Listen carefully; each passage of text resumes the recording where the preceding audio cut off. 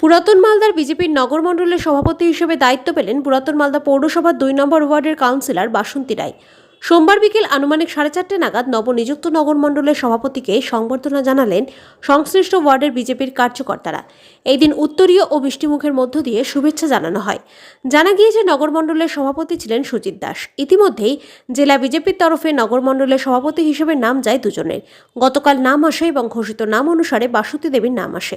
আর নাম আসতেই শুভেচ্ছা ঝড় এখন তাকে নিয়ে। এদিকে নাম আসতেই বাড়িতে গিয়ে শুভেচ্ছা জানাচ্ছেন বিভিন্ন নেতা নেত্রী সহ কর্মী সমর্থকেরা।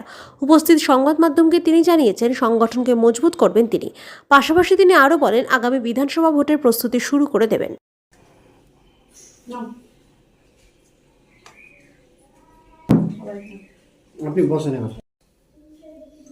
ভালো লাগছে, দল এত বড় একটা দায়িত্ব দিয়েছে আমাকে এবং দল যে আমাকে এত যোগ্য মনে করেছে, এত বড় এত একটা দায়িত্ব দিয়েছে, সেই দায়িত্বকে আমাকে পালন করতে হবে এবং দলকে আমার অনেক এগিয়ে নিয়ে যেতে হবে।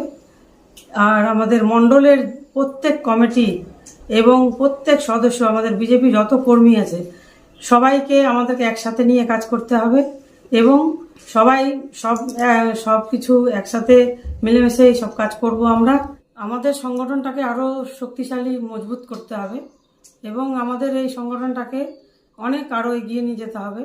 সামনে আমাদের আসছে বিধানসভা এবং পৌরসভা।